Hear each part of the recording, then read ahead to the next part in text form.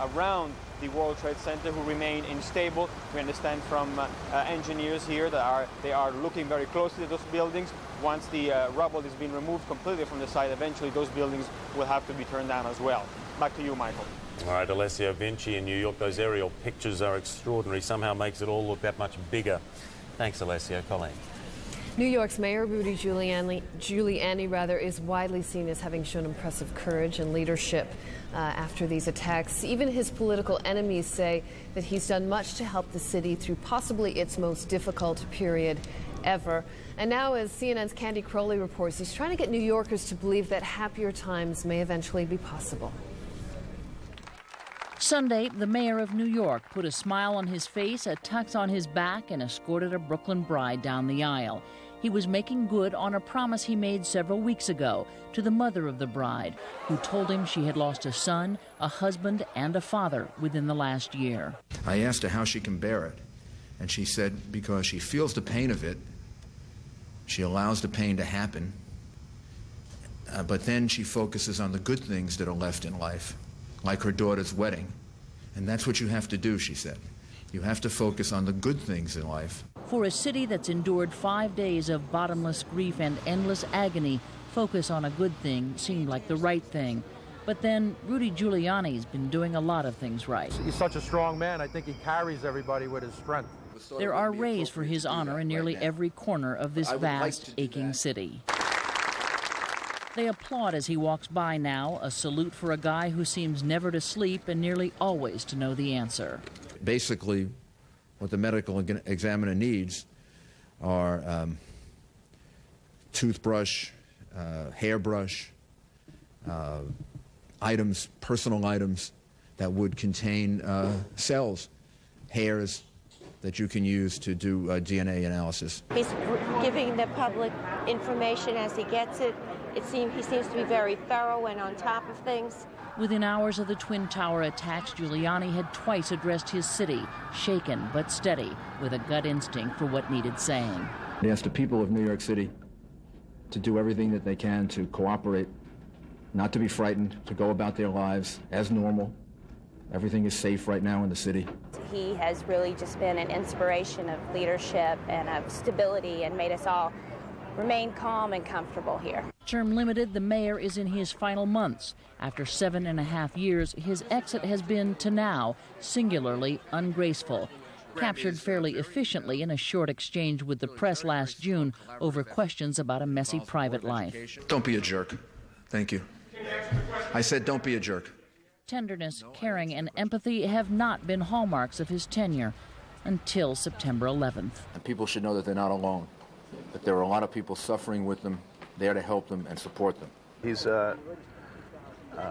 comes across very, very caring and very sympathetic, and he's very sincere. Yeah, and very sincere, and he's very certain. He has been known as a mayor who made the city work with a tough, no-nonsense approach.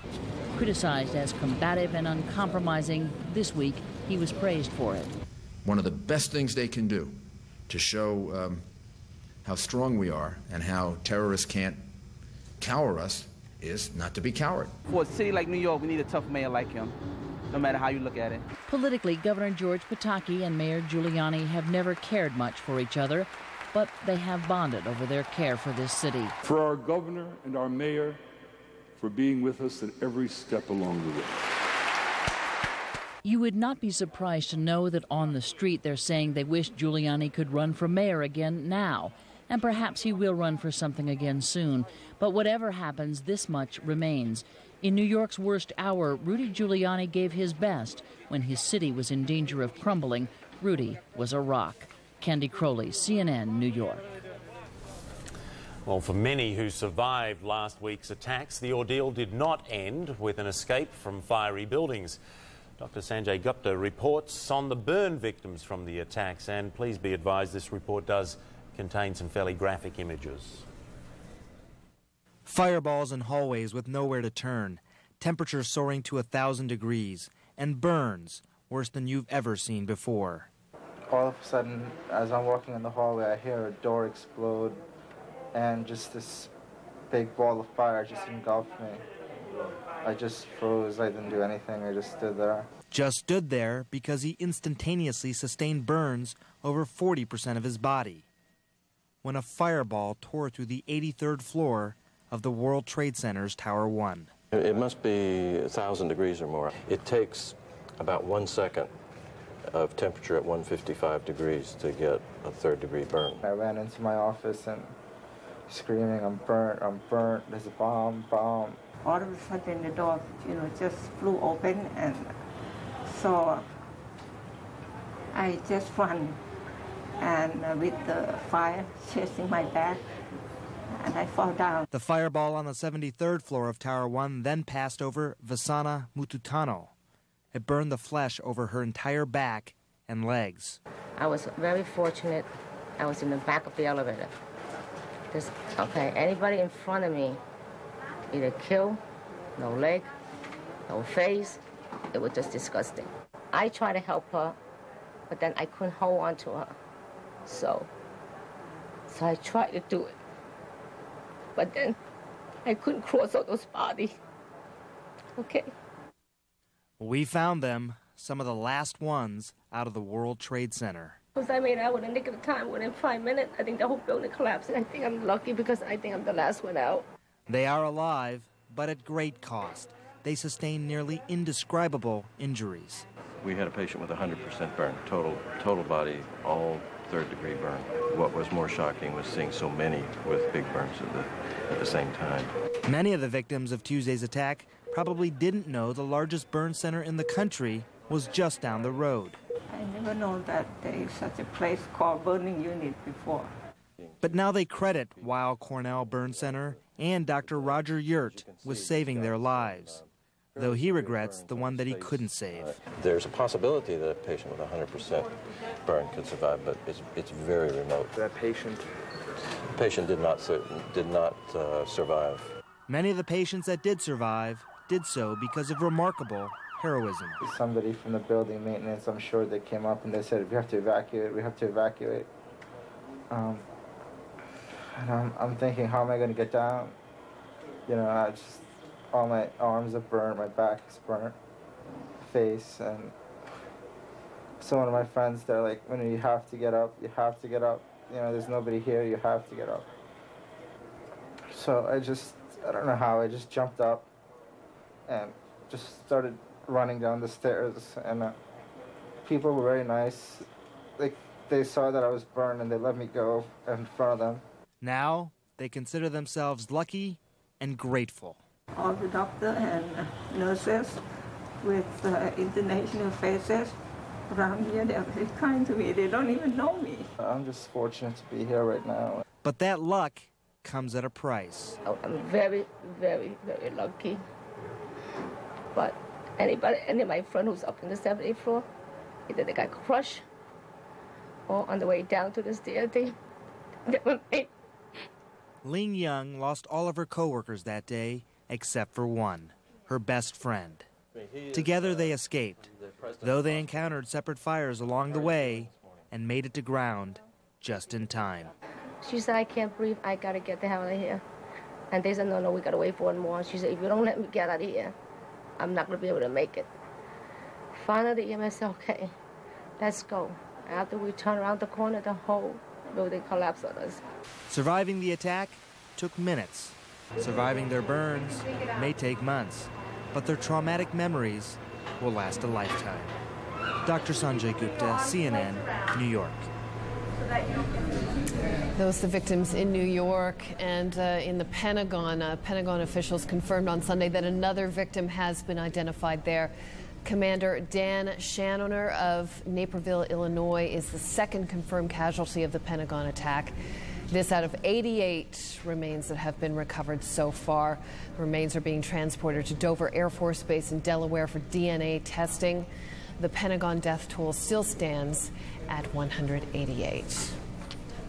Well, for the families of those believed buried in the rubble of the Pentagon attack, the identification process can't go fast enough. Bob Franken talked to one family just waiting for a miracle. So many of the strategic decisions about how to wage war have been made within the walls of this massive five-sided building. But now a new kind of war has arrived at the Pentagon. A plane piloted by hijackers shattered a section of the nation's military nerve center and shattered hundreds of lives. The head of our family is gone, and our lives will never be the same. Every day since the crash, Teresa Russell and her large family meet at a hotel near the Pentagon, wait for word from the Defense Department. Robert Russell, a budget analyst and Teresa's husband of 30 years, is buried somewhere near his office, right where the 757 crashed through the wall. Although we haven't given up hope, we have to face the reality that he may not come back, you know. In fact, Robert Russell's section of the Pentagon had just been remodeled, reinforced, so reinforced that many people near the site of the crash escaped. Navy Petty Officer Charles Lewis was rushed to the hospital and treated for smoke inhalation. He was able to get out. The wall was like Swiss cheese where we were at, and I mean, we could hear people yelling at us. We were yelling back, trying to bang and beat on stuff, letting them know where we were at. But Teresa Russell, her children and grandchildren have heard nothing yet about Robert Russell, so they gain strength from each other to deal with their variety of feelings. Sad. Wish he could come back. That wasn't fair.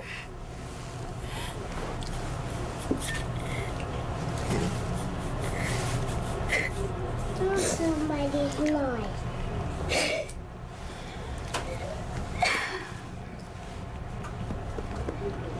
Life isn't fair. But we're strong. We'll be here for you. We're all together. And Granddaddy wouldn't want us to be sad, would he? Would he? No. No. The Pentagon believes the death toll will reach 188. But until they know for sure that Robert Russell is one of them, members of his family will return to the hotel every day. Bob Franken, CNN, the Pentagon. Well, since Tuesday's attacks, hundreds of thousands of Americans have taken to displaying the Stars and Stripes, the American flag, from their homes and their cars. People in Tucson, Arizona went one step further and formed a giant human flag. Organisers had asked for 7,900 volunteers dressed in red, white or blue. Instead, they got 15,000, twice as many. All right, well, that's just one of the lovely gestures that we've seen go on. A reminder, just a few hours from now, the NASDAQ and the New York Stock Exchange opens.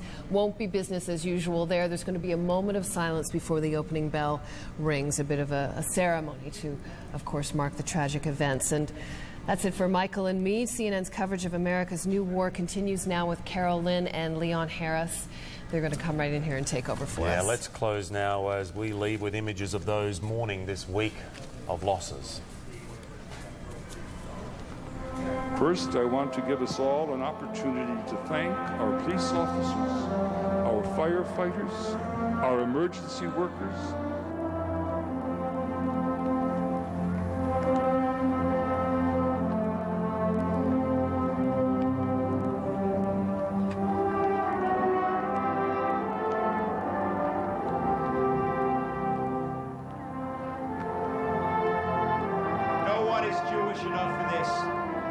There's a line from the old professor in Tuesdays with Maury. He said if you hold back emotion, if you don't allow yourself to go all the way through them, you can't move on.